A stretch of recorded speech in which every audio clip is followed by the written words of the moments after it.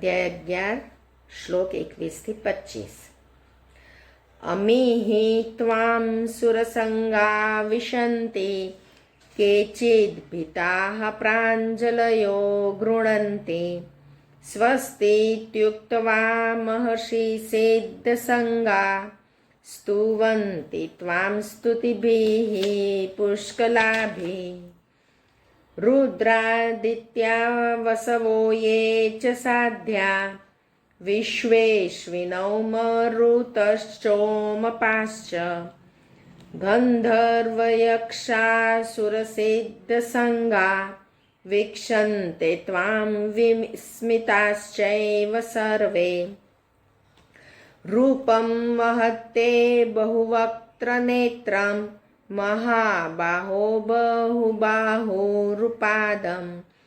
बहूदरं बहुदंष्ट्राकरालं दृष्ट्वा लोकाः प्रव्यथितास्तहाहं नभस्पृशं दीप्तमनेकवर्णं व्यात्ताननं दीप्तविशालनेत्रं दृष्ट्वा हि त्वां प्रव्यथितान्तरात्मा धृतिं न विन्दामि शमं च विष्णो दंष्ट्राकरालानि च ते मुखानि द्रष्टवैव कालानलसन्निभानि दिशो न जाने न लभे च शर्म प्रसीद देवेश जगन्निवास। હવે એક શ્લોકનું જોઈએ। આ હજી 11મા આ અધ્યાયમાં હજી કૃષ્ણનું વિશ્વરૂપ દર્શનનું વર્ણન કરાય છે કે કેવા દેખાય છે આ। એટલે એમાં કહે છે કે અમી હિ ત્વામ સુરસંગાહ વિશંતિ કેચિત ભીતાઃ પ્રાંજલયઃ ગૃણન્તિ સ્વસ્તિ ઇતિ ઉક્ત્વા મહર્ષિ સિદ્ધસંગા સ્તુવન્તિ ત્વામ સ્તુતિભિઃ પુષ્કલાભિઃ। અને હે ગોવિંદ, પેલા દેવતાઓના સમૂહો આપણામાં પ્રવેશી રહ્યા છે તથા કેટલાક ભયના માર્યા હાથ જોડીને આપણા નામ અને ગુણોનું ગાન કરી રહ્યા છે। અને મહર્ષિ તેમજ સિદ્ધોના સમુદાયો કલ્યાણ થાઓ એમ કહીને કેટલાય ઉત્તમ સ્તોત્રો દ્વારા આપણી સ્તુતિ કરી રહ્યા છે। એટલે આ બધા માણસો અર્જુનને આમનામ કૃષ્ણની અંદર દેખાય છે, દિવ્ય દ્રષ્ટિ આપી છે। એટલે આ કૃષ્ણ એમનું વિશ્વરૂપ બતાડી રહ્યા છે કે આ બધાની અંદર હું આ વ્યાપેલો છું, એ તું જો કે આ તને કેવી રીતે દેખાય કે હું આ બધાની અંદર વ્યાપેલો છું। એટલે અર્જુને જ્યારે જેવું જોયું કે આ આટલા મોટા વિરાટ સ્વરૂપ અને એ સ્વરૂપની અંદર બધા કેટલા આ દેવતાઓ અંદર જતા હોય એવું લાગે છે, મહર્ષિઓ ગુણગાન કરે છે, એટલે આવું બધું એમને દેખાય છે એમના રૂપમાં।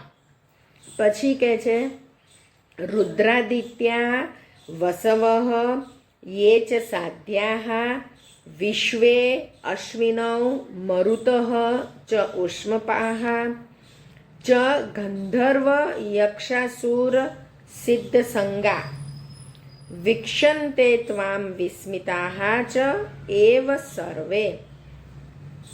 એટલે કે હે પરમેશ્વર, જે 11 રુદ્રો અને 12 આદિત્યો તથા 8 વસુઓ, 12 સાધ્યો, 10 વિશ્વદેવો, 2 અશ્વિની કુમારો, મરુદ્ગણ અને પિતૃઓનો સમુદાય તથા ગંધર્વ, યક્ષ, રાક્ષસ અને સિદ્ધોના સમુદાયો છે, એ બધાએ છક થઈને આપને જોઈ રહ્યા છે। એટલે હવે અર્જુન પણ કૃષ્ણનું આ રૂપ જોઈ રહ્યા છે અને એ કૃષ્ણના આ રૂપની અંદર અર્જુનને દેખાય છે કે આ લોકો બધા પણ કૃષ્ણને જોઈ રહ્યા છે. એટલે આ દિવ્ય રૂપની અંદર એમને અર્જુનને દેખાય છે કે આ લોકો આ રુદ્રો ને વસુઓ ને અશ્વિની કુમારો ને એ બધા એમનાની અંદર પ્રવેશતા નથી દેખાતા, પણ એ લોકો બહાર ઊભા રહીને એમના દર્શન કરે છે એવું અર્જુનને દેખાય છે, જોઈ રહ્યા છે. અને પછી કહે છે રૂપમ મહત્તે બહુવક્ત્ર નેત્રમ મહાબાહો બહુબાહુરૂપાદમ બહુદરમ બહુદંષ્ટ્રાકરાલમ દ્રષ્ટવા લોકાહ પ્રવ્યતિથાહ તથા અહમ. અને કે હે મહાબાહો, આપના ઘણા મુખ અને નયનોથી યુક્ત, ઘણા હાથ, જંઘા અને ચરણ ધરાવતા, અનેક ઉદરો ધરાવતા અને ઘણી બધી દાઢોને કારણે અત્યંત વિકરાળ મહાન રૂપને જોઈને બધા લોકો વ્યાકુળ થઈ રહ્યા છે, તેમજ હું પણ આકુળ વ્યાકુળ થઈ રહ્યો છું. એટલે બીજા બધા જે તમને તમારું આવું રૂપ જોઈ રહ્યા છે એ લોકો પણ વ્યાકુળ થઈ રહ્યા છે અને હું પણ વ્યાકુળ થઈ રહ્યો છું. એટલે એમને જોઈ રહેનારામાં કોણ છે? આ બધા રુદ્રો, આદિત્યો, વસુઓ, વિશ્વદેવો, અશ્વિની કુમારો એ બધા બી બહાર ઊભા રહીને કૃષ્ણને જુએ છે. અર્જુન પણ જુએ છે અને એ કહે છે કે આવું તમારું આવું સ્વરૂપ જોઈને બધા આકુળ વ્યાકુળ થઈ ગયા છે. પછી કહે છે નભઃ સ્પૃશમ દીપ્તમ અનેક વર્ણમ વ્યાક્તાનનમ. વ્યાક્તાનનમ એટલે ફાડેલા મુખ. દીપ્તિ વિશાલ નેત્રમ દ્રષ્ટવા હિ ત્વામ પ્રવ્યથિતાંતરાત્મા. ડરેલા અંતઃકરણનો હું, પ્રવ્યથિતાંતરાત્મા એટલે ધૃતિમ ન વિંદામી સમમ ચ વિષ્ણુ. એટલે કહે છે કે હે વિષ્ણુ, ગગનચુંબી દેદીપ્યમાન અને અનેક વર્ણોથી યુક્ત તથા ફાડેલા મુખ અને પ્રકાશમાન વિશાળ નેત્રો ધરાવતા આપને જોઈને ડરેલા અંતઃકરણનો હું ધીરજ અને શાંતિ નથી પામતો. એટલે હવે આ તમારું આ રૂપ જોઈને હું ડરી ગયો છું અને મને શાંતિ નથી મળતી. પછી કહે છે દંષ્ટ્રા કરાલાની ચ તે મુખાની દ્રષ્ટવા એવ કાલાન લસ સન્નિભાની દિશઃ ન જાને ન લભે ચ શર્મ પ્રસિદ્ધ દેવેશ જગન્નિવાસ.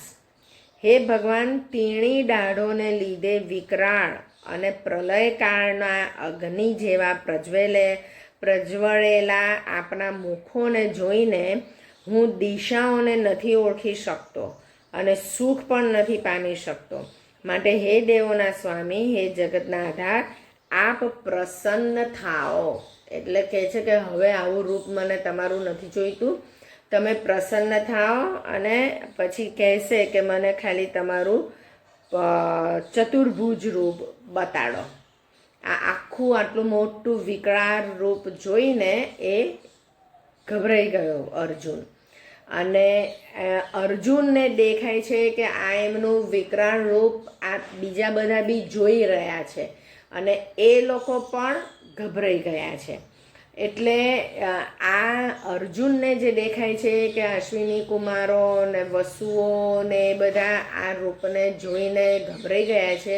એટલે દેટ મીન્સ કે આ અશ્વિની કુમારો ને વસુઓ ને એ બધાને પણ કૃષ્ણનું આ રૂપ જોવા મળે છે એવું અર્જુનને દેખાય છે કે આ લોકો પણ જોઈ રહ્યા છે.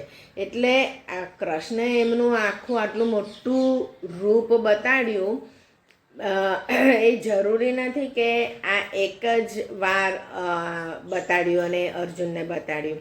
કૃષ્ણે કીધું છે કે મેં આ ગીતા પહેલાં પણ કીધેલી છે સૂર્યને ને એમને, એટલે મે બી અહીંયા આગળ મેન્શન નથી કર્યું, પણ કદાચ એ વખતે એ લોકોને પણ એમનું આ રૂપ બતાડ્યું હોય અને એ રૂપ જો એ વખતે બતાડેલા રૂપમાં આ બધા જે આજુબાજુ ઊભા રહીને એમને જોતા હોય એ દ્રશ્ય અર્જુન જુએ છે.